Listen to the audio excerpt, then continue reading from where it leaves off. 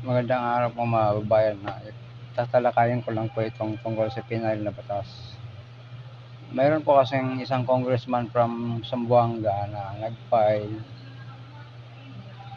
na ang isang opisyal ng gobyerno o kawani ng gobyerno na napatunayang corrupt ay ipa-firing squad. Yan. Wala pong yan. Para sa akin, wala pong silbi ang batas na yan. Kasi po ganito, sino naman ang ipa-firing squad mo? Wala ka namang mahuli. Sino ang ipa-firing squad mo kung wala ka namang mapapatunayan? Diba? Ang dapat, palakasin ang batas para makahuli tayo, para makakontrol tayo ng mga corrupt. Paano po? Kagaya po niyang batas ngayon na salin. Ayan. Statement of Asset, Liabilities and Network. Taon-taon po yan, tuwing December. Pinapile po yan ng mga public official para ma-monitor yung mga pag-aari nila, mga ari-arian. Kapirahan, mga lahat na. Statement, Asset, Liabilities and Network, pati palagay na pati utang kasama na, makukwenta lahat yan. No, ganito yung salin na yan. Ginagawa pala ng mga politiko dyan. Hindi magsasabit sila ng salin niya tuwing December. November pa lang, wini-withdraw na nila yung mga pera nila sa bangko, magtitira lang sila ng konti. Para yung report nila sa salin nila, konti lang yung pera nila. Ayan ang ibig sabihin. Paano ka makakahuli? At paano ka makakapagpatunay ng mga corrupt na opisyal kung mahina yung batas?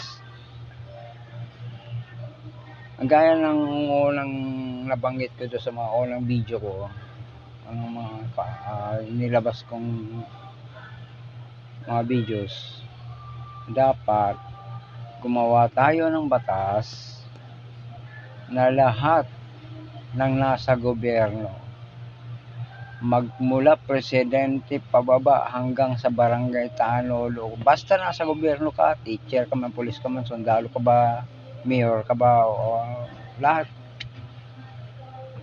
dapat waive mo na yung karapatan mo sa bank secrecy law. Yan. Basta nasa gobyerno ka. Kasi 'di ba, ang nasa gobyerno, yung nagtatrabaho sa gobyerno is public service yan. So, pag nasa gobyerno ka, ikaw ay public servant. Bilang isang public servant, yan po ay sakripisyo para sa bayan. Magsuserve ka para sa bayan. Diba? So, bilang sakripisyo, isakripisyo mo na rin yung karapatan mo sa bank secrecy law. Diyan po, makakapagpalitaw tayo ng mga taong serbisyo talaga ang kanyang pakay sa pagpasok sa gobyerno. Diyan po, pag nandiyan po yung batas na yan, makakalkal po kasi ng authorities yung mga pag-aari mo na nasa bangko. Plus yung salin na makikita yung mga properties mo. Isabay na natin yung FOI, Freedom of Information. Para masilip, mabantayan lahat yung nasa gobyerno kung talagang sila ay malinis. Alam niyo po mga bayan, pag nangyari po yan, unang mawawala dayaan sa eleksyon, patayan sa eleksyon. Mga korap, mawawala yan. Kasi mamomonitor nyo na yung ano nila, yung movements ng mga banking transaction nila. Mamomonitor.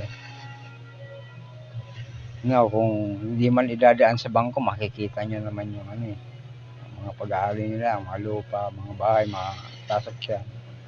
So, makikita. So, yun lang sa akin. Kailangan pag nasa gobyerno ka, automatic,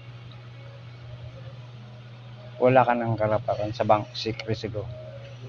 Yan po yung batas na gusto kong magawa, mga kababayan.